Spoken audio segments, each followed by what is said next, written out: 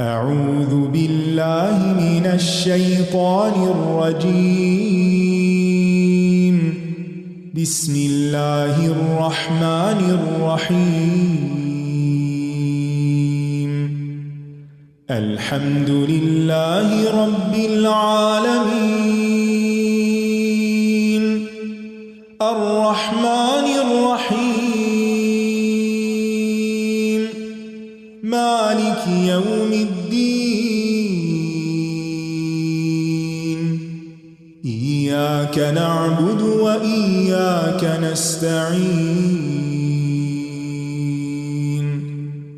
اهدنا الصراط المستقيم.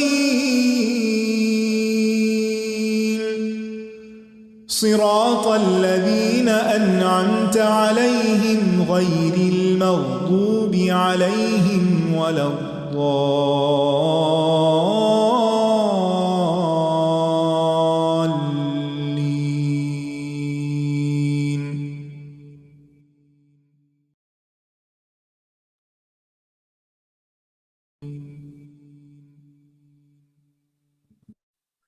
السلام علیکم ورحمۃ اللہ وبرکاتہ۔ وعلیکم السلام ورحمۃ اللہ وبرکاتہ۔ کیا حال ہے سب کا؟ الحمدللہ سر، آپ کیسی ہیں؟ الحمدللہ، شکر اللہ کا۔ تو ہم شروع کرتے ہیں۔ جی نحمد ونصلی علی رسولہ الکریم، اما بعد فاعوذ باللہ من الشیطان الرجیم، بسم اللہ الرحمن الرحیم۔ رب اشرح لی صدری ویسر لی امری واحلل عقدۃ من لسانی یفقہوا قولی۔ الحمد للہ علم والہم وبصر وفہم وہدی للتی ہی اقوم والشکر لہ علی ما اجزل وانعم۔ تمام قسم کی تعریف اللہ کے لیے ہے جس نے تعلیم دی اور الہام فرمایا، بصیرت دی اور فہم دیا، اور اس راستے کی طرف ہدایت دی جو سب سے زیادہ سیدھا اور سب سے زیادہ درست ہے، جو سب سے زیادہ درست ہے، سب سے زیادہ سیدھا ہے، اور اللہ ہی کے لیے شکر ہے جو اس نے بہت بھاری عطیہ اور انعام عطا فرمایا۔ پچھلے ہفتے ہم نے پڑھا تھا کہ اللہ سبحانہ تعالیٰ نے بہترین کلام نازل کیا ہے، ایسی کتاب جس کا ہر جز دوسرے جز کی اور ہر مضمون دوسرے مضمون کی تصدیق اور تشریح کرتا ہے، مثانی ہے، اور اس کی آیات بار بار پڑھی اور دہرائی جاتی ہیں۔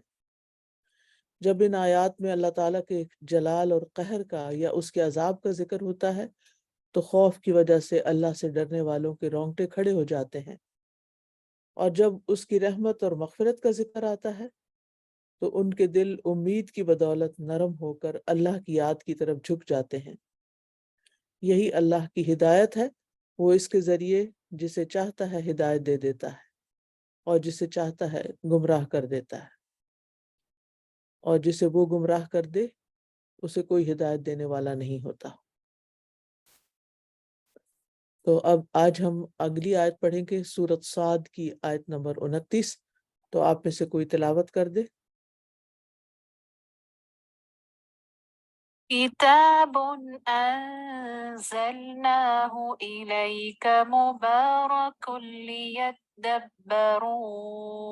آياته وليتذكر أولو الألباب۔ اور اللہ عز و جل کا فرمان ہے، یہ بہت بابرکت کتاب ہے جسے ہم نے آپ کی طرف اتارا ہے تاکہ وہ اس کی آیات میں غور و فکر کریں اور تاکہ عقل والے نصیحت حاصل کریں۔ وقال عز و جل کتاب انزلناہ الیک مبارک۔ کتاب سے مراد قرآن کریم ہے۔ انزلناہ، ہم نے نازل کیا اس کو۔ اللہ سبحانہ تعالیٰ اپنے لیے جمع کسی کا استعمال کر رہے ہیں، جس کو کہتے ہیں کہ یہ وی رائلٹی کی ہے، یعنی نحنو یا نا جو ہے یہ اللہ تعالیٰ کا ایک شاہانہ انداز ہے۔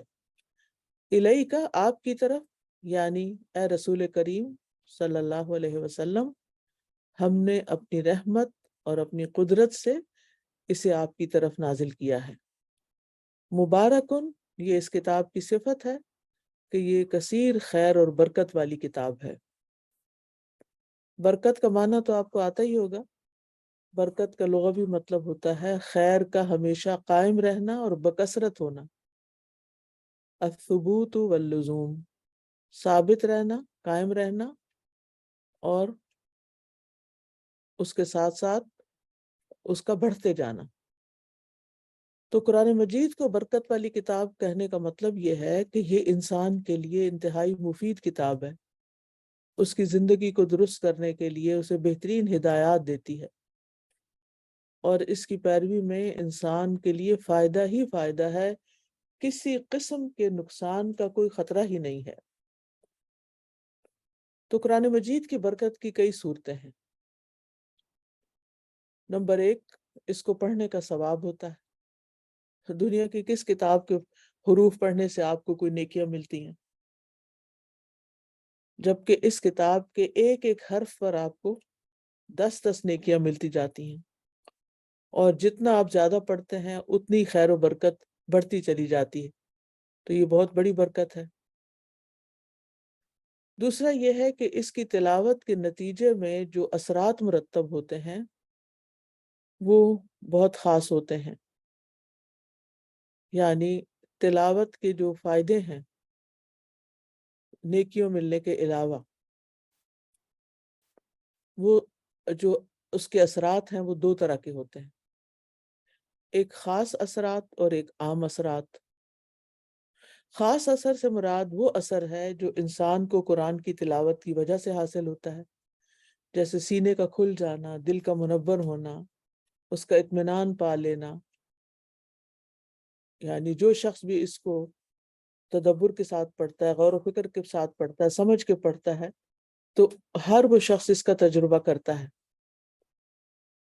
اور عام اثر کیا ہے کہ اللہ تعالیٰ نے اس قرآن کی وجہ سے زمین کے مشارق و مغارب کو مسلمانوں کے لیے فتح کر دیا۔ لہٰذا مسلمان جب تک اس کتاب پر عمل کرتے رہے انہوں نے دنیا کی قیادت کی، اور یہ کوئی شک کی بات نہیں کہ یہ سب کچھ قرآن کی برکت سے تھا، کیونکہ قرآن کے آنے سے پہلے عربوں کا حال اور اس کے بعد ان کا حال جو ہے وہ اس بات کا گواہ ہے کہ یہ ساری نعمتیں اور برکات انہیں قرآن کی وجہ سے حاصل ہوئیں۔ اس کے علاوہ ہر انسان اپنی زندگی میں اس برکت کو محسوس کر سکتا ہے، خصوصاً برکت جو وقت کے اندر برکت پائی جاتی ہے، مال کے اندر برکت پائی جاتی ہے، اولاد کے اندر برکت پائی جاتی ہے، گھر کے اندر برکت پائی جاتی ہے۔ یعنی ہر انسان کسی نہ کسی شکل میں اس برکت کو اپنی زندگی میں محسوس کرتا ہے جب وہ واقعی سچے دل سے اخلاص کے ساتھ قرآن مجید کو پڑھتا یا پڑھاتا ہے یا اس کی خدمت کرتا ہے، اور اس کا اجر اللہ سبحانہ تعالیٰ سے چاہتا ہے۔ میں اپنی زندگی کا ایکسپیرینس بتاتی ہوں کہ مجھے الحمدللہ قرآن مجید کی وجہ سے جو سب سے زیادہ فائدہ ہوا ہے وہ میرے اوقات میں برکت ہے۔ یعنی بعض اوقات کچھ کام انسان کر رہا ہوتا ہے، پھر اللہ تعالیٰ دل میں ڈالتا ہے کہ یہ اور کام بھی کر لے، پھر شیطان دل میں وسوسہ ڈالتا ہے، نہیں نہیں تمہارے پاس تو پہلے ہی بہت سارے کام ہیں، تم یہ کام کیسے کرو گی؟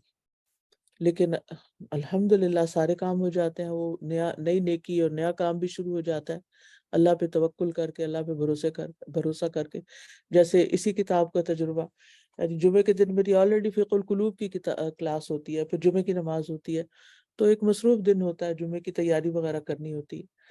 لیکن جب مجھے کہا گیا کہ یہ کتاب پڑھا دیں تو الحمدللہ جب میں نے اس کی حامی بھر لی تو اللہ سبحانہ تعالیٰ نے اس کی برکت سے بھی میرے کام اور آسان کر دیے، اور میرے لیے یعنی میرا کوئی ٹارگٹ ایسا نہیں کہ جو رہ جائے۔ الحمدللہ سورۃ کہف کا پڑھنا اور باقی بھی جمعے کے دن جو ذکر اذکار یا جو کام کرنے کے ہوتے ہیں اللہ تعالیٰ وہ بھی کروا رہے ہیں۔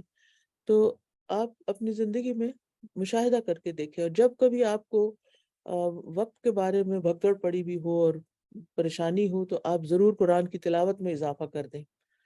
یعنی یہ میرا ذاتی تجربہ ہے کہ قرآن مجید کی تلاوت میں اضافہ کرنے سے، قرآن مجید کے کسی بھی طرح سے خدمت کرنے سے آپ کے کام جو ہے وہ آسان ہو جاتے ہیں اور آپ کے اوقات ضائع ہونے سے بچ جاتے ہیں۔ لیدبروا آیاتہ، تاکہ لوگ اس کی آیات میں تاکہ وہ اس کی آیات میں غور و فکر کریں. یعنی مبارک اس وقت ہوتی ہے جب اس کے اندر تدبر کیا جاتا ہے. یعنی لیدبروا آیات ہی جو ہے یہ انزلناہ سے متعلق ہے. یعنی ہم نے اس قرآن کو اس لیے نازل کیا ہے تاکہ وہ لوگ جن پہ یہ آیا ہے، جن کو یہ نعمت مل گئی ہے، وہ اس کی آیات میں تدبر کریں. اور لیدبروا کا کلمہ اصل میں تھا لیتدبروا، لیکن تا کو دال میں مدغم کر دیا گیا ہے، یعنی ان کو آپس میں اکٹھا کر دیا گیا ہے. تو لیتدبروا ڈبل دال کے ساتھ لیدبروا بن گیا ہے. اور تدبر کا معنی ہے لفظ کو دل پر با تکرار لانا یہاں تک کہ معنی واضح ہو جائے. ٹھیک ہے، لفظ کو دل پر بار بار لانا یہاں تک کہ معنی واضح ہو جائے. یعنی یہ قرآن کے معنی میں غور و فکر کرنے سے تعبیر کیا جاتا ہے.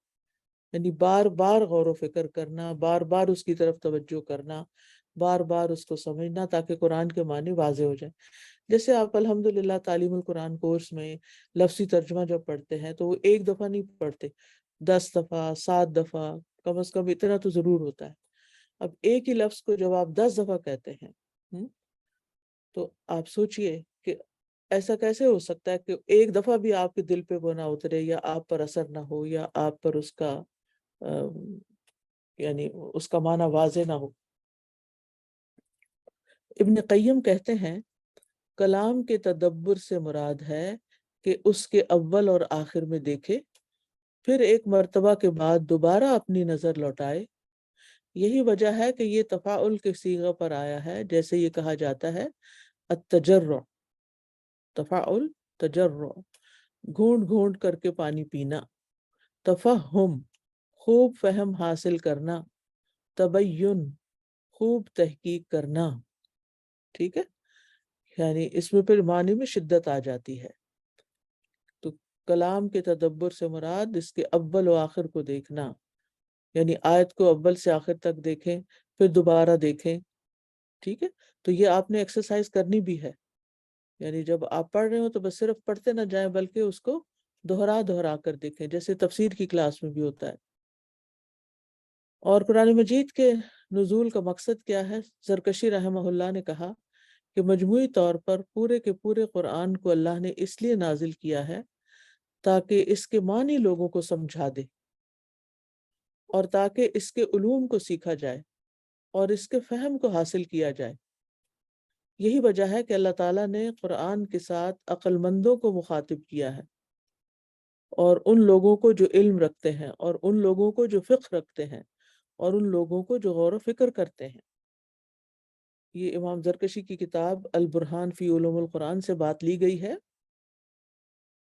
کہ وہ کیا کہتے ہیں کہ قرآن کے نزول کا مقصد کیا ہے کہ لوگوں کو اس کا معنی سمجھ آ جائے، اس کے علوم سیکھیں، اس کے اندر فہم حاصل کریں. یہ اصل مقصد ہے قرآن کے آنے کا، اور یہ اصل حکمت کہ لوگ آیات میں غور کریں، الفاظ میں غور کریں، پھر اس کے علم کا استنباط کریں، یعنی اس سے سبق اخذ کریں، اس کے رازوں اور حکمتوں میں غور کریں. تو جو شخص قرآن کو پڑھتا رہتا ہے، اس کے معنی میں غور کرتا رہتا ہے، اس کو بار بار دہرا کے غور کرتا ہے، وہ اس کی خیرات و برکات کو حاصل کر لیتا ہے.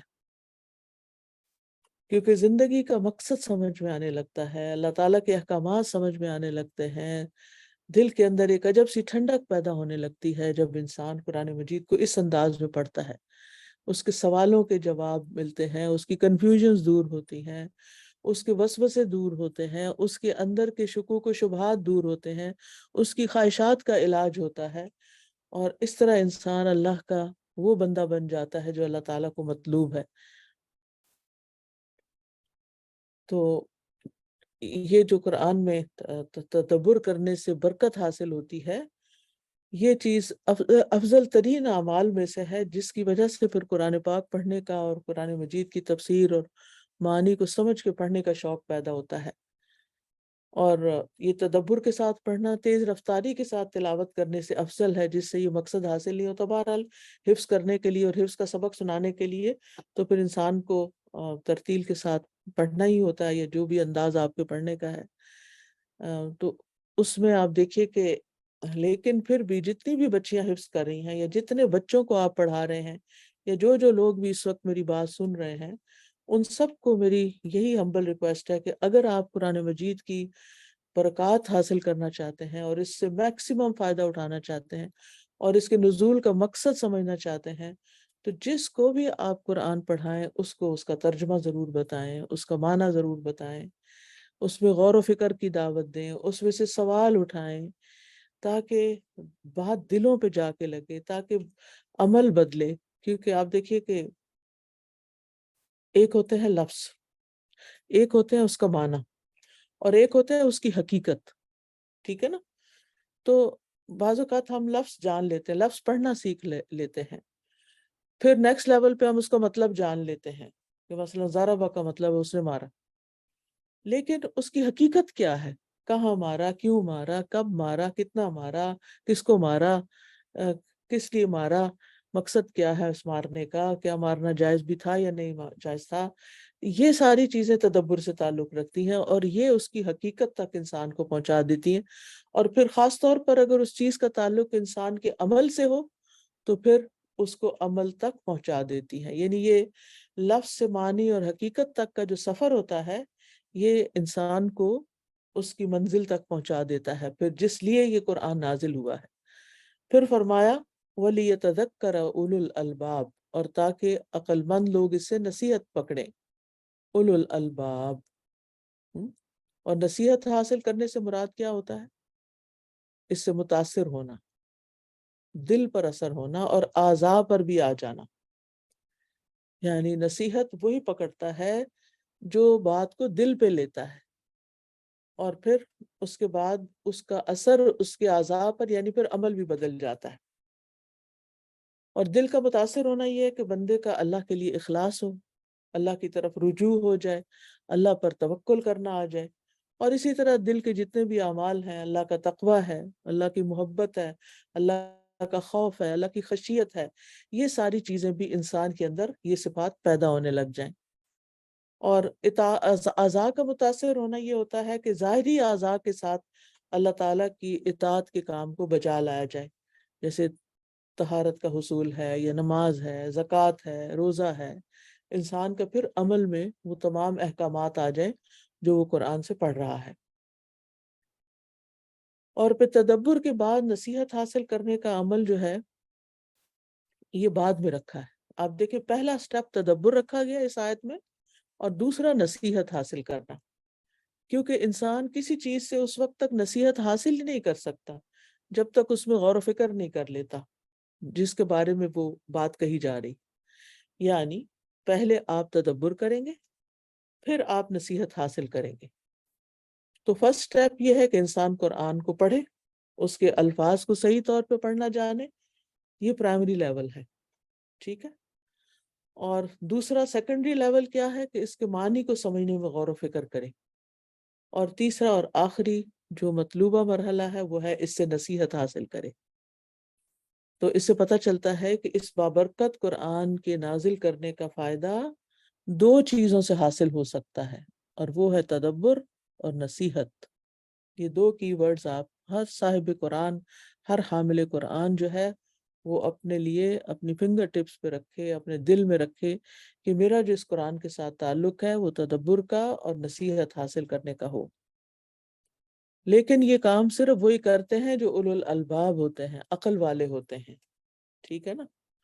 تو عقل والوں کو یہ سعادت نصیب ہوتی ہے، اور باقی لوگ اس سے کم درجے کا سودا کرتے ہیں۔ یعنی یہ نہیں کہ قرآن پڑھنے کا کوئی فائدہ نہیں ہوتا، لیکن میکسیمم فائدہ، صحیح فائدہ اسی وقت ہوتا ہے جب انسان یہ دو کام کرتا ہے، اور یہ کام پھر اولو الالباب کرتے ہیں۔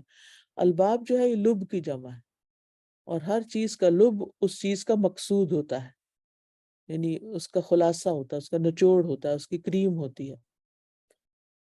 یعنی یہ اس چیز کا لب ہے، یعنی لب لباب جس کو آپ کہتے ہیں نا، یعنی یہ اس کا اصل مقصد ہے۔ یعنی یہ بات اس بات کا لب لباب یہ ہے، یعنی ساری بات کا خلاصہ یہ ہے، اصل مقصد یہ ہے۔ مثلا غلے کا دانہ ہے تو اس کا لب کیا ہے؟ اس کا اندر کا حصہ۔ بادام، ایک بادام کا پیس ہے تو اس کا لب کیا ہے؟ اس کے اندر کی گری، یعنی وہ بظاہر دیکھنے میں تو وہ آپ کے لیے پہچان ہوتے ہیں۔ بادام کا چھلکا جب آپ بازار میں لینے جاتے ہیں یا آپ کہیں دیکھتے ہیں تو ہو سکتا ہے کہ صرف لب پڑا ہو تو آپ کو سمجھ نہ آئے کہ کیا ہے دور سے، لیکن جب کہ یہ بادام کی گری ہے یا خرمانی کی ہے یا کسی اور چیز کی ہے، لیکن جب آپ بادام کو چھلکے کو دیکھتے ہیں تو وہ پہچان ہوتی ہے۔ اسی طرح جب کوئی شخص قرآن کی تلاوت کر رہا ہوتا ہے تو وہ پہچان اس کی ہوتی ہے کہ قرآن پڑھنے والا ہے، لیکن جب وہ اس کا اندر کا جو مغز ہے یا اس کے اندر کی جو گری ہے، جب انسان اس کو کھاتا ہے بادام کی، تو پھر اس کو اصل لطف آتا ہے بادام کھانے کا۔ تو اسی طرح قرآن پاک کے الفاظ سے آگے جا کر جب اس کے معنی پر غور و فکر کرتے ہیں تو پھر اس کا وہ لطف آنا شروع ہوتا ہے، اس کی وہ برکت حاصل ہونی شروع ہوتی ہے جو جو مقصود ہے۔ تو اسی طرح انسان کے جسم کے اندر جو انسان کی کھوپڑی کے اندر ہوتا ہے وہ اس کا لب ہے، اور اوپر والا حصہ جو ہے وہ اس کی کھوپڑی کی ہڈیاں۔ اسی طرح انڈے کا جو مواد ہوتا ہے وہ انڈے کے اندر ہوتا ہے، وہ لب ہے، اور اوپر والا خول اس کا چھلکا ہوتا ہے۔ تو قرآن مجید کے ساتھ بھی ہمارا معاملہ عقل مند لوگوں کا کیا ہونا چاہیے کہ وہ اس کی ڈیپتھ میں جائیں، اس کے اندر اتریں۔ اور قرآن مجید میں تدبر کی اہمیت ہمیں قرآن مجید سے ہی پتہ چلتی ہے۔ سورۃ النساء میں اللہ تعالیٰ فرماتے ہیں افلا یتدبرون القرآن ولو کان من عند غیر اللہ لوجدوا فیہ اختلافا کثیرا، کیا وہ قرآن میں غور و فکر نہیں کرتے؟ اگر وہ غیر اللہ کی طرف سے ہوتا تو وہ اس میں بہت زیادہ اختلاف پاتے۔ یعنی قرآن میں تدبر کا فائدہ کیا ہوتا ہے کہ انسان کا اس بات پر یقین اور ایمان بڑھتا جاتا ہے کہ یہ کتاب اللہ کی طرف سے ہے، اور تدبر نہ کرنے والوں کے لیے وعید بھی ہے۔ افلا یتدبرون القرآن ام علی قلوب اقفالها، کہ کیا وہ قرآن میں غور و فکر نہیں کرتے یا ان کے دلوں پہ قفل پڑے ہوئے ہیں، یعنی ڈانٹ ہے ایک طرح سے، جیسے کہتے کہ تمہارے منہ کو تالا لگا ہوا ہے، تم بات کیوں نہیں کر رہے؟ تو ایسے ہی تدبر کا تعلق تو دل سے ہے، دل اس میں انوالو ہو، سمجھ بوجھ عقل انوالو ہو، تو کیا عقل پہ تالے پڑے ہوئے ہیں؟ عقل کام نہیں کرتی، اولو الالباب نہیں ہو؟ امام ابن القیم رحمہ اللہ کہتے ہیں کہ دل کے لیے قرآن کی اس قرات سے بڑھ کر اور زیادہ، دل کے لیے قرآن کی اس قرات سے بڑھ کر زیادہ اور کوئی مفید چیز نہیں، وہ قرات جس میں تدبر اور غور و فکر سے تلاوت کی جائے۔ ٹھیک ہے، یعنی قرآن کے لیے، دل کے لیے قرآن کی اس قرات سے بڑھ کر زیادہ کوئی اور مفید چیز نہیں کہ جس میں وہ قرات میں تدبر اور غور و فکر کیا، جس قرات میں غور و فکر اور تدبر کیا جائے۔ وہ کہتے ہیں چنانچہ یہ قرآن سلوک کے راستے پر چلنے والوں کی تمام منازل، عمل کرنے والوں کے تمام حالات، اور اللہ کی معرفت رکھنے والوں کے تمام مقامات کا جامع ہے۔ یہی وہ قرآن ہے جو محبت، اللہ کی ملاقات کا شوق، اس کی پکڑ کا خوف اور اس کی رحمت کی امید کا موجب بنتا ہے۔ اس کی طرف انابت اور رجوع، اس کی ذات پر توکل، اللہ تعالیٰ کی رضا کے حصول، تمام معاملات اس کے سپرد کرنے، اس کی شکر گزاری کرنے، صبر کرنے اور دیگر ان تمام حالات کی توفیق کا موجب بنتا ہے، جس سے انسان کے دل کو زندگی اور کمال حاصل ہوتا ہے۔ اسی طرح یہ تمام ایسی قابل مذمت صفات اور عادات سے روکتا ہے جس سے دل کی خرابی اور اس کی تباہی جنم لیتی ہے۔ اگر لوگوں کو معلوم ہو جائے کہ قرآن کو تدبر کے ساتھ پڑھنے سے کیا کچھ حاصل ہوتا ہے، وہ سب کچھ چھوڑ کر قرآن کی قرات کرنا شروع کر دیں۔ یعنی اگر لوگوں کے اس کے فائدے پتہ چل جائے نا کہ قرآن میں تدبر سے کیا کچھ مل جاتا ہے انسان کو اس زندگی میں اور آگے، تو باقی کام چھوڑ دیں اور یہی کرنے بیٹھ جائیں۔ پھر جب وہ غور سے پڑھے یہاں تک کہ وہ کسی ایسی آیت سے گزرے کہ اس کو اپنے دل کی شفا کے لیے اس آیت کی ضرورت ہو، تو اس کو چاہیے کہ وہ اس کو بار بار تلاوت کرے، خواہ 100 مرتبہ کرنی پڑے، خواہ ساری رات کرنی پڑے۔ تو ایک آیت کو غور و فکر اور اس کے فہم کے ساتھ پڑھنا پورے قرآن کو بغیر تدبر اور فہم کے ختم کرنے سے زیادہ بہتر ہے اور دل کے لیے زیادہ مفید ہے۔ اور یہ ایمان اور قرآن کی لذت کے ذوق کے حصول کا زیادہ باعث ہے۔ یہ ان کی کتاب ہے مفتاح دار السعادہ، اس سے یہ کوٹیشن لی گئی ہے، ٹھیک ہے۔ تو اسی لیے آپ دیکھیں کہ نبی صلی اللہ علیہ وسلم بعض اوقات ایک ہی آیت کو بار بار دہراتے تھے۔ آج اگر ہم دیکھیں تو ہمارا طریقہ کیا ہے کہ جب ہم کوئی بیمار ہو جاتے ہیں، ہم میں سے کوئی بیمار ہو جاتا ہے یا کوئی تکلیف اس کو ہوتی ہے، تو وہ کوئی آیت قرآن کی لے لیتے ہیں اور اس کو 100 دفعہ پڑھتے ہیں۔ بعض لوگ کہتے ہیں 140 دفعہ پڑھیں، جب بعض اوقات کہتے ہیں سورۃ فاتحہ کو 41 دفعہ پڑھیں شفا کے لیے۔ تو وہ بار بار دہرانا جو ہے وہ بڑا فائدے کا ہوتا ہے۔ یہ 100 دفعہ پڑھیں، یہ 700 دفعہ پڑھیں، یہ اتنے دن پڑھیں، یہ تکرار اس میں بہت فائدے کی چیز ہے، ٹھیک ہے۔ پھر یہ ہے کہ امام ابن وہیب بن ورد رحمہ اللہ کہتے ہیں یہ تدبر کے بارے میں، ہم نے قرآن کی تدبر کے ساتھ کی ہوئی تلاوت سے بڑھ کر کوئی اور چیز نہیں پائی جو ان دلوں کو زیادہ نرم کرنے والی اور حق کو زیادہ کھینچ لانے والی ہو۔ امام ابن تیمیہ کہتے ہیں کہ جو اپنے عقل اور شعور اور دل کے غور و فکر کے ساتھ اللہ کے کلام اور اس کے رسول کے کلام کو کان لگا کے سنتا ہے تو وہ اس سے ایسا فہم، لذت، ہدایت، دلوں کی شفا، برکت اور منفعت یعنی فائدہ پا لیتا ہے جو وہ کسی دوسرے کلام میں نہیں پا سکتا، نہ ہی نظم میں، نہ ہی نثر میں، نہ کسی شعر میں، نہ گانے میں، نہ کسی خطیب کے کلام میں، نہ کسی کہانی میں، نہ کسی چیز میں نہیں۔ وہ چیز جو انسان کو قرآن سے ملتی ہے۔ تو اس لیے ہم میں سے ہر عقل مند پر لازم ہے کہ وہ اس کام میں لگ جائے۔ تدبر میں مددگار بننے والے کچھ امور کا بھی ذکر کر دیتی ہوں کہ کس چیز سے تدبر میں آسانی ہوتی ہے۔ تدبر میں مددگار بننے والے 5 امور ہیں، ٹھیک ہے، یعنی کچھ ایسی چیزیں ہیں جو تدبر اور غور و فکر کے ساتھ قرآن پڑھنے میں معاون ثابت ہوتی ہیں۔ نمبر 1، قرات کرتے وقت زبان، عقل اور اعضاء ایک پیج پر ہوں، مشترک ہوں۔ امام غزالی رحمہ اللہ کہتے ہیں کہ قرآن کی کما حقہ تلاوت سے مراد ہے کہ اس کی قرات میں زبان، عقل، دل اور اعضاء شریک ہو جائیں، ٹھیک ہے، یعنی سارے کے سارے انوالو ہوں، صرف زبان نہ پڑھ رہی ہو، صرف دماغ سے نہ سوچ رہے ہوں، دل پر بھی اثر ہو رہا ہو اور باقی اعضاء بھی ان کے رونگٹے کھڑے ہو جائیں۔ بس زبان ترتیل سے قرآن کی تلاوت کرتی ہے، عقل اس سے فہم حاصل کرتی ہے، دل نصیحت پکڑتا ہے اور اعضاء اور جوارح میں عاجزی اور نرمی پیدا ہوتی ہے۔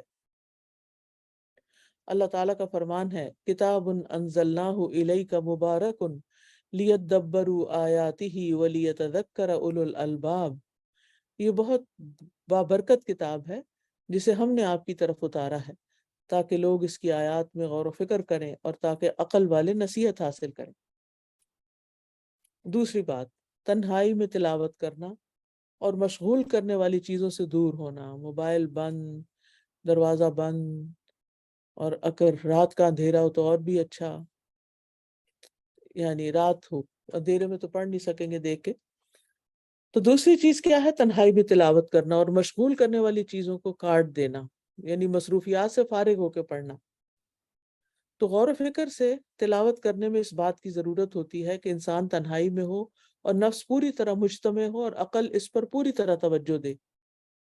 بس قرآن عزیز ہے، غالب ہے، یہ قرآن اپنا باز بھی آپ کو نہیں دے گا جب تک آپ اس کو پورا جسم نہ دیں گے، پوری طرح توجہ نہیں کریں گے، اپنے ہاتھ، اپنے اعضاء، اپنے کان، ناک، اپنی آنکھیں، اپنا سب کچھ اس کی طرف لگا دیں گے۔ اور اس کا اگر تنہائی کا موقع نہ ہو تو پھر کلاس میں حاضر ہو کر پڑھنا وہ سیکنڈ لیول پر اس کام کے لیے فائدہ دیتا ہے۔ بہرحال جو بھی شخص قرآن کی خیرات و برکات کو حاصل کرنا چاہتا ہے، قرآن اس سے کہتا ہے کہ اپنے دل کو میرے سوا باقی تمام چیزوں سے خالی کر دو، پھر میں اس میں بسیرا کروں گا۔ اور سب سے بہترین تلاوت کا وقت رات کا درمیانہ حصہ ہوتا ہے، جب مکمل سناٹا ہوتا ہے، آوازیں تھمی ہوئی ہوتی ہیں، گھر والے بھی سو رہے ہوتے ہیں۔ تو جیسے سورۃ السجدہ میں آتا ہے نا، تتجافی جنوبہم عن المضاجع یدعون ربہم خوفا وطمعا ومما رزقناہم ینفقون، ان کے پہلو بستروں سے الگ رہتے ہیں، وہ اپنے رب کو خوف اور امید سے پکارتے ہیں اور جو رزق ہم نے انہیں دیا ہے اس میں سے وہ خرچ کرتے ہیں۔ تو رات کو آوازیں تھم جاتی ہیں، بند دروازے یعنی دل کے بند دروازے کھل جاتے ہیں، آنکھوں کے پردے چھٹ جاتے ہیں، انسان بصیرت کی نگاہ سے دیکھنے لگتا ہے، زبان سے نہیں دل سے پڑھ رہا ہوتا ہے، کان سے نہیں اپنی روح سے قرآن سنتا ہے۔ سنن ترمذی میں آتا ہے اقرب ما یکون الرب من العبد فی جوف اللیل الآخر فإن استطعت ان تکون ممن یذکر اللہ فی تلک الساعة فکن۔ نبی صلی اللہ علیہ وسلم نے فرمایا تمام اوقات سے زیادہ بندہ پچھلی رات میں رب کے قریب ہوتا ہے، بس اگر تم سے ہو سکے کہ تم اس گھڑی میں اللہ کو یاد کرنے والوں میں سے بن جاؤ تو ضرور بن جاؤ۔ تیسری چیز تدبر میں فائدہ مند، قرآن کا خود کو مخاطب سمجھنا، یعنی قرآن کا مخاطب خود کو سمجھنا، قرآن کے ساتھ زندگی بسر کرنا، آیات کو نفس پر اتارنا، اور اس احساس کے ساتھ پڑھنا کہ جو کچھ آپ پڑھ رہے ہیں اس میں صرف آپ کی بات ہو رہی ہے۔ فیہ ذکرکم۔ حبر الامہ اور ترجمان القرآن عبداللہ بن عباس رضی اللہ عنہما کہتے ہیں کہ جب آپ اللہ تعالیٰ کو یہ فرماتے ہوئے سنیں یا ایھا الذین آمنوا، تو اپنے کان اس کی طرف لگا دیں، یا تو خیر کا کام ہوگا جس کا آپ کو حکم دیا جا رہا ہوگا، یا شر ہوگا جس سے آپ کو روکا جا رہا ہوگا۔ چوتھی چیز قرآن کی عظمت کا احساس، قرآن کی عظمت کا احساس ذہن میں رکھنا، اور یہ کہ یہ اللہ تعالیٰ کا کلام ہے، یہ اللہ کی مخلوق کی طرف اللہ کے پیغامات ہیں، یعنی اللہ نے ہماری طرف یہ میسیجز بھیجے ہیں۔ حسن بن علی رضی اللہ عنہ کہتے ہیں کہ تم سے پہلے لوگ قرآن کو اپنے رب کے پیغامات خیال کرتے تھے، جیسے ہم بھی کہتے ہیں نا خط ہے اللہ کا، کہنا تو نہیں چاہیے خط اس کو، کیونکہ قرآن خط نہیں ہے لیکن پیغام تو ہے، بہرحال خط میں بھی پیغام ہی ہوتا ہے۔ بس وہ راتوں کو اسے تدبر سے پڑھتے اور دن میں اس کا خوب خیال رکھتے۔ پانچویں چیز قرآن کو ترتیل کے ساتھ اور آہستہ آہستہ پڑھنا۔ وَقُرْآنًا فَرَقْنَاهُ لِتَقْرَأَهُ عَلَى النَّاسِ عَلَى مُكْثٍ وَنَزَّلْنَاهُ تَنزِيلًا، یہ سورۃ الاسراء کی آیت ہے۔ اور عظیم قرآن ہم نے اس کو جدا جدا کر کے نازل کیا ہے تاکہ تو اسے لوگوں پر ٹھہر ٹھہر کر پڑھے، اور ہم نے اسے نازل کیا ہے تھوڑا تھوڑا نازل کرنا، یعنی آہستگی کے ساتھ اور ٹھہر ٹھہر کر پڑھیں تاکہ اس کے معنی میں تدبر اور غور و فکر کر سکیں اور اس کے علوم کو سمجھ سکیں۔ اور نبی صلی اللہ علیہ وسلم کا یہی طریقہ تھا، جہاں تک تیز رفتاری اور جلدی پڑھنا ہے تو اس سے تدبر تو بالکل ہی ختم ہو جاتا ہے۔ حذیفہ رضی اللہ عنہ کہتے ہیں کہ ایک رات میں نے نبی صلی اللہ علیہ وسلم کے ساتھ نماز پڑھی، یہ صحیح مسلم کی روایت ہے۔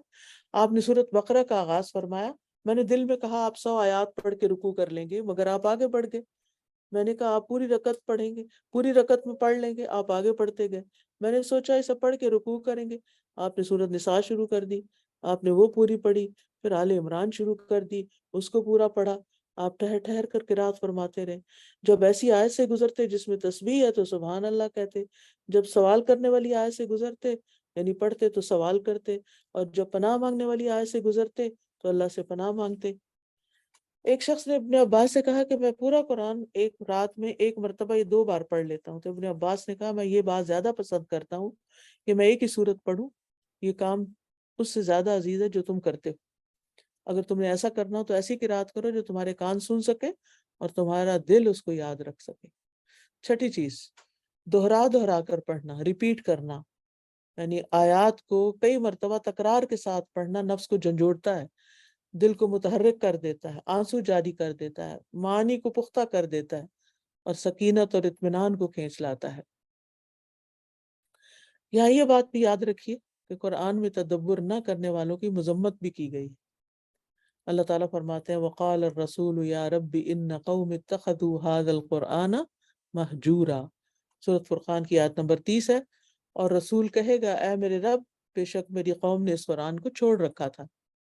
ابن کثیر رحمہ اللہ کہتے ہیں کہ قرآن میں غور و فکر کو ترک کر دینا اور فہم کو ترک کر دینا یہ قرآن کو چھوڑ دینے کے معنی میں ہے۔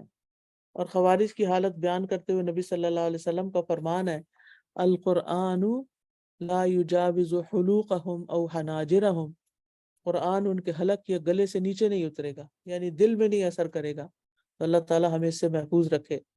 امام نووی کہتے ہیں کہ اس سے مراد ہے کہ قرآن سے ان کا صرف اتنا حصہ ہوگا کہ وہ اس کو صرف زبان سے گزار دیں گے، اور یہ ان کے حلق سے نیچے نہیں اترے گا تاکہ دلوں تک پہنچے۔ تو یاد رکھیے کہ قرآن کو صرف زبان سے پڑھنا مطلوب نہیں ہے، بلکہ اصل مقصود و مطلوب ہے اس کو سمجھ کے پڑھنا، تدبر کے ساتھ پڑھنا، تاکہ وہ دل میں واقع ہو جائے۔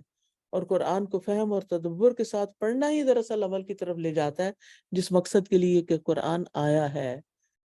تو آج کی ساری بات کا خلاصہ کیا ہے پھر؟ یعنی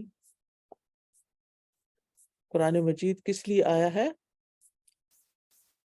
تدبر کے لیے۔ اور تدبر کس لیے؟ تذکر کے لیے، شاباش، نصیحت کے لیے۔ اور نصیحت حاصل کرنے والے ہی اصل میں عقل مند ہیں۔ تو ٹیک ہوم میسج یہی ہے کہ اپنی تلاوت کو بہتر کرنا ہے۔ اگر سارا سبق یا سارا جو دن کا ہم نے پڑھنا ہوتا ہے وہ سارا اس طرح نہ بھی پڑھ سکیں تو یہ لازم کر لیں کہ کچھ حصہ ضرور دہرائیں۔ اور حفظ کرنے والوں کے لیے تو بہت اچھا ہے کہ وہ بار بار تکرار کرتے ہیں، اور اگر معنی سمجھ کے تکرار کریں تو دل پہ کتنا اثر ہو، کتنے بڑے درجات پائیں۔ تو اللہ تعالیٰ سے دعا ہے کہ اللہ تعالیٰ ہمیں اس کی توفیق عطا فرمائے۔ آج کے لیے اتنا ہی کافی ہے۔ وآخر دعوانا ان الحمدللہ رب العالمین۔ اب اگر کسی کے ذہن میں کوئی سوال ہے اس جو کچھ پڑھایا میں نے اس سے متعلق، یا کوئی تجربہ ہے تو وہ کر سکتے ہیں۔ جی، جن کا ہاتھ پہلے کھڑا ہوا ہے ان کو موقع دیجیے۔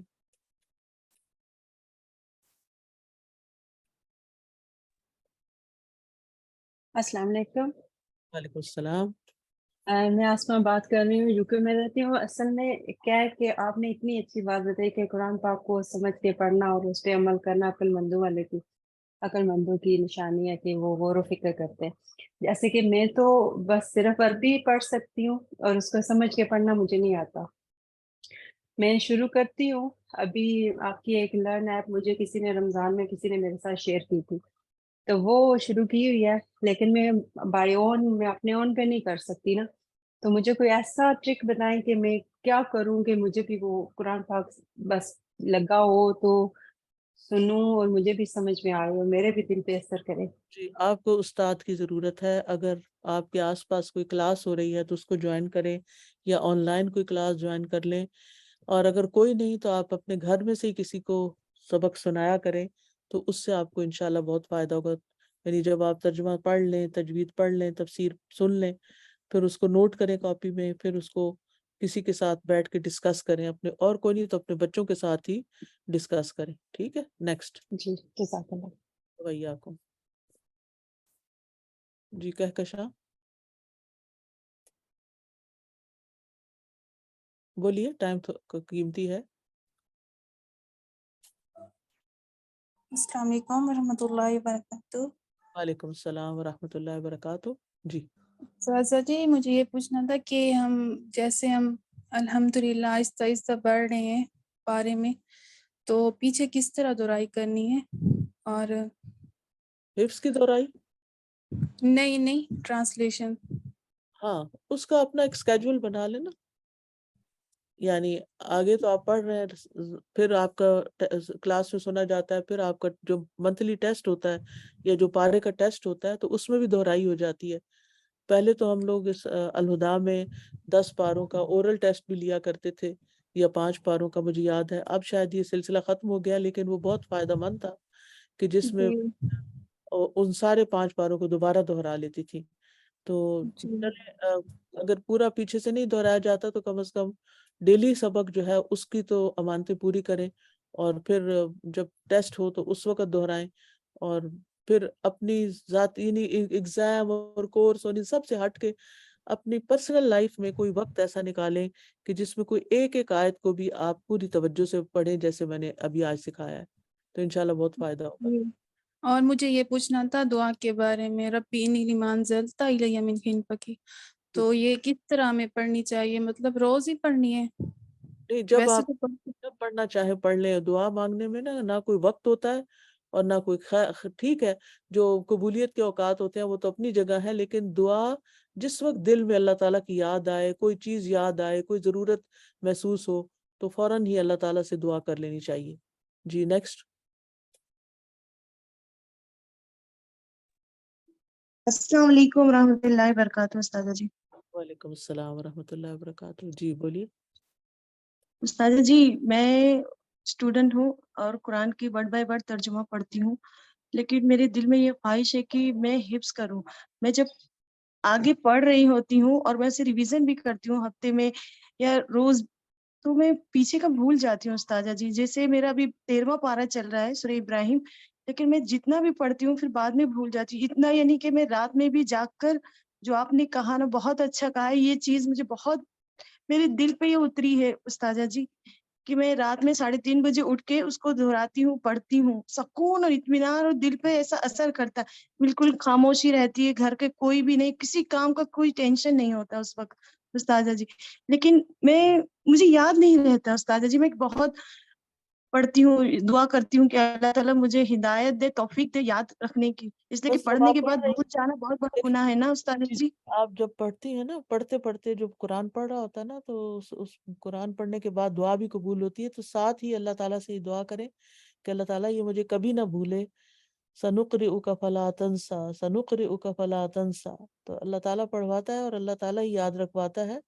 تو اللہ تعالیٰ سے دعا بھی کریں. دوسرا یہ کہ اگر ممکن ہو تو کچھ بادام وغیرہ یا اپنی غذا کے بارے میں دیکھیں کہ اس کی میں تو کہیں کوئی کمی نہیں ہے، یا یہ کہ کوئی آپ جنک فوڈ تو نہیں کھاتی، کیونکہ غذا کا حافظے سے بہت بڑا تعلق ہے.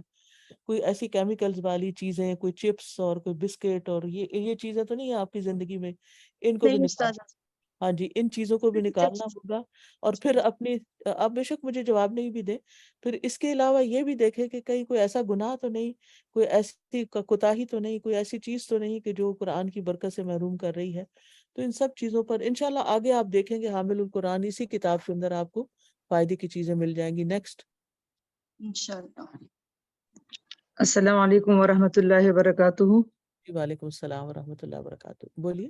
استاذہ جی بہت اہم بات آپ سے کرنی تھی. میں یہاں تجوید پڑھا رہی ہوں، لیول 3 کر بھی رہی ہوں، لیول 2 تجوید لیول 2 کر چکی ہوں. تو جس برانچ میں پڑھا رہی ہوں، تو آج مجھے اتنی خوشی ہوئی کہ آپ نے تدبر کے حوالے سے اور یہ جو قرآن میں ان کی جو وہ ہے کہ بار ان کی دہرائی کر لی جائے اور اس پہ تجوید پہ فوکس ہو کہ غلط ہم لوگ نہ پڑھ سکے. تو مجھے وہاں پہ بار بار بتایا جا رہا ہے آپ کا حوالہ دے کے کہ استاذہ جی نے ہمیں کہا ہے کہ آپ نا ان چیزوں پہ وہ نہ کرے، کیونکہ یہاں لہن جلی 99% ہو رہی ہیں. تو انہوں نے کہا کہ استاذہ جی نے منع کیا ہے کہ آپ تدبر یہ اس کے اس پہ جو تجوید کی جو درستگی ہے تجوید پہ وہ نہ کریں تاکہ لوگ بھاگ نہ جائیں. تو میں نے تو الحمدللہ بھاگنے والا ہے نہیں، لیکن اگر ہم لوگ اس کو اگنور کرتے جائیں گے اور وہ غلطیاں کرتے جائیں گے تو وہ تو یہی غلطیاں پکی ہو جائیں گی.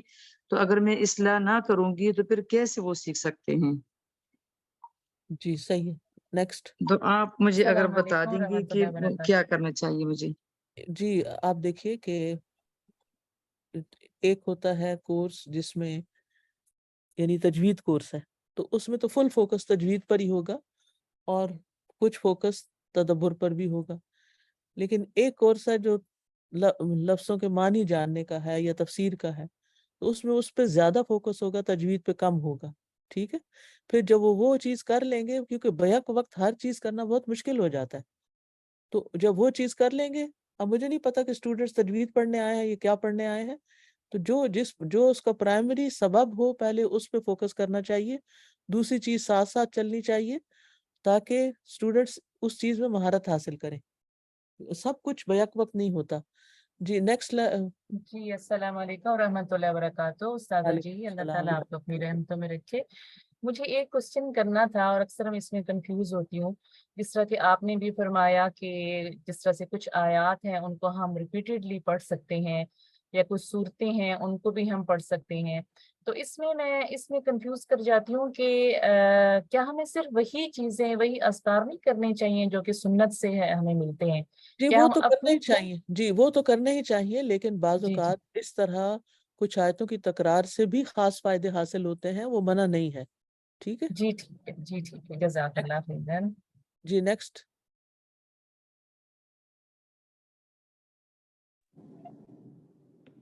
استاذہ جی میں یہ پوچھنا چاہ رہی تھی، ابھی آپ نے بتایا نا کہ جس طرح ہم لوگ سنتے ہیں کہ نبی کریم صلی اللہ علیہ وسلم جہاں پہ جو چیز آتی تھی لائک جنت آئے تو وہاں پہ جنت مانگتے تھے، اور جی جہنم آئے تو جہنم سے پناہ مانگنا جو ہے تسبیح کرنا.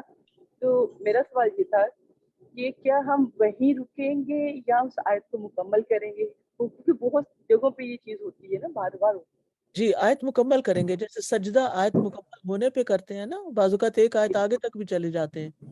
تو جہاں مکمل ہوگا وہاں پر آپ کریں گے. ٹھیک ہے جی. نیکسٹ. السلام وعلیکم السلام. السلام علیکم ورحمۃ اللہ. وعلیکم السلام ورحمۃ اللہ. بولیے. کیا حال ہے آپ جان؟ ٹھیک ہے. جی الحمدللہ. بات کیجیے. اچھا استاذہ جی، میں نے پوچھنا تھا کہ مطلب نا سارا کچھ پتہ ہے کہ نماز چھوڑنے کی سزا یہ وہ سب کچھ ایسے ہے، لیکن اس کے باوجود شیطان اتنا ہیوی ہو جاتا ہے نا اوپر دماغ کے کہ نماز کا اوقات ٹائم بھلا دینا یا جھاگ نہ آنا. تو استاذہ جی پلیز اس کے لیے کچھ رہنمائی کرے کہ کیا کروں کہ جو نماز کو وقت پہ ادا کی جائے. جی، وہ جو ہے نا ایک پمفلٹ ہے الہدا کا، نماز فجر کے لیے کیسے بیدار ہوں، اس کو آپ ضرور پڑھ لیں. تو اس میں آپ کو بہت ساری ٹپس مل جائیں گی. بس کثرت سے استغفار کریں.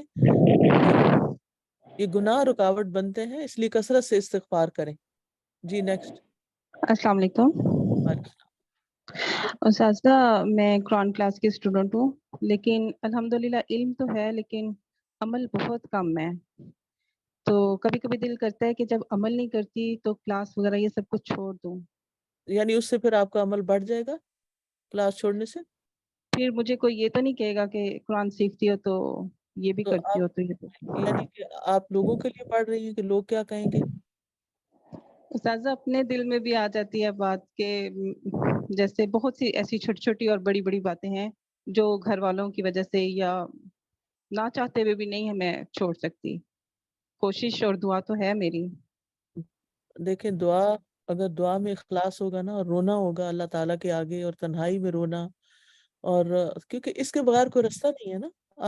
آپ سوچیں یہ چھوڑ کے ہم کدھر جائیں گے؟ کیا اللہ تعالیٰ کی یاد سے غافل ہو کے، اللہ کے قرآن کو چھوڑ کے، ہم دین کو چھوڑ کے، نمازیں چھوڑ کے ہم آخرت میں کامیاب ہو جائیں گے؟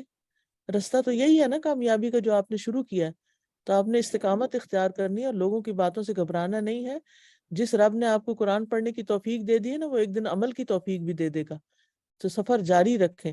جو کپڑا بہت میلا ہوتا ہے نا، وہ ایک دھلائی میں نہیں دھلتا، سارے داغ نہیں اترتے، ٹائم لگتا ہے. تو اپنے آپ کو ٹائم دیں اور کوشش جاری رکھیں. نیکسٹ. السلام علیکم ورحمۃ جی وعلیکم السلام. بولیے. اللہ. استاذہ جی میں نے یہ پوچھنا تھا، جیسا سورہ البقرہ کے بارے میں آتا ہے کہ اس کا پڑھنا باعث برکت ہے، تو اگر ہم پورا پڑھتے ہیں تو پھر باقی کا جو ناظرہ قرآن ہوتا ہے وہ اگر رہ جائے یا سم ٹائم یہ ایک دن میں پورا نہیں مکمل ہوتا، تو اس میں پھر جیسے آپ کی والدہ کے بارے میں بھی سنا تھا، تو ہم کیا کریں کہ یہ بھی پڑھ لیں اور وہ بھی پڑھ لیں اور دیکھیں، آل عمران بھی پڑھ لیں؟ میری والدہ کی عمر تو اس وقت 70 سے اوپر تھی، 78 سال تھی. تو وہ وقت ہوتا ہے خواتین کی زندگی میں جب ان کے اوپر کوئی ذمہ داریاں نہیں ہوتی، نہ پکانے کی، نہ دھونے کی، نہ کچھ اور. تو ان کے پاس سارا دن ہوتا ہے، لہٰذا وہ سارے دن میں سورۃ البقرہ بھی پوری پڑھ سکتی ہیں، اور وہ آل عمران بھی پڑھتی ہوتی تھی روز. اور اس کے علاوہ بھی اپنا ڈیلی کا لیسن پڑھتی تھی، کلاسز اٹینڈ کرتی تھی، کیونکہ ان کا سارا وقت اب کام ہی یہی تھا. لیکن جن کے اوپر اور بھی ذمہ داریاں ہوتی ہیں ان کے پاس اتنا وقت بعض اوقات نہیں نکلتا. تو روزانہ تھوڑا سا حصہ، یعنی 2 صفحات، 4 صفحات، 6 صفحات، آدھا پارہ، یعنی سورۃ البقرہ کا پڑھ کے 2 دن میں، 3 دن میں، 4 دن میں، 6 دن میں مکمل کر لیں. ٹھیک ہے. تو اپنی ذمہ داریوں اور اپنے فرائض کے ساتھ ساتھ ان سب چیزوں کو لے کے چلنا چاہیے. نیکسٹ.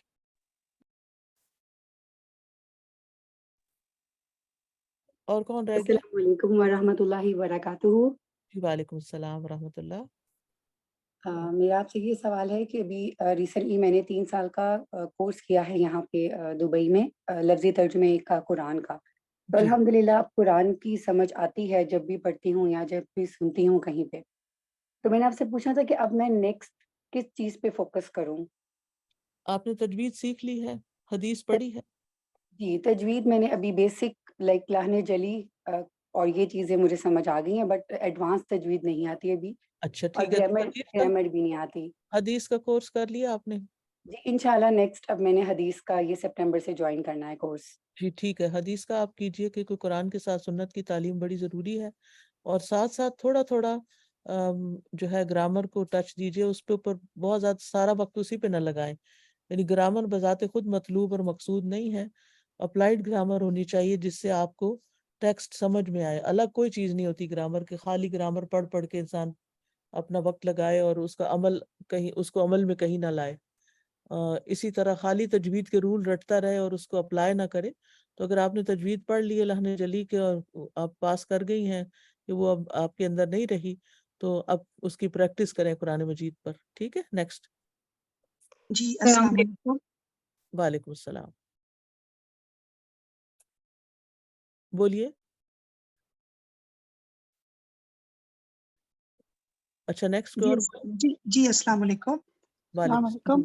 جی میرا ایک سوال ہے کہ جب ہم نماز پڑھتے ہیں، روزہ رکھتے ہیں، جو ہمارے بنیادی بیسک عبادات ہیں، تو میں جب بھی نماز کے لیے کھڑی ہوتی ہوں تو میرے اندر یہ خوف زیادہ ہوتا ہے کہ نہیں پڑھوں گی تو یہ گناہ ہوگا، اور یہ نہیں ہوگا تو یہ ہوگا. تو کئی دفعہ انسان سستی کرتا ہے تو یہ خوف لے جا کے کھڑا کرنے پہ مجبور کر دیتا ہے. تو میں یہ سوچتی ہوں کہ میں کافی عرصے سے کوشش کر رہی ہوں کہ محبت سے کیسے کھڑا ہوا جائے، کہ وہ ایک، کیونکہ خوف سے جا کے کھڑا ہوتے، خوف سے عبادت کرتے کہ اچھا یہ نہیں ہوگا تو جہنم میں چلے جائیں گے.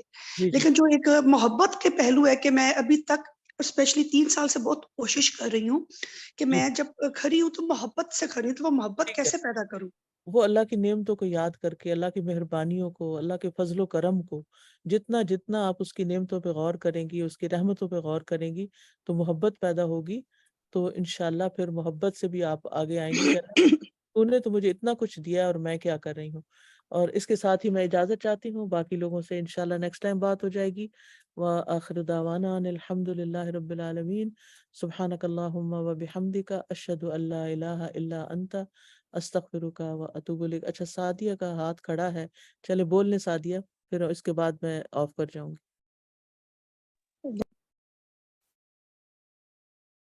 جزاک اللہ خیر. السلام علیکم.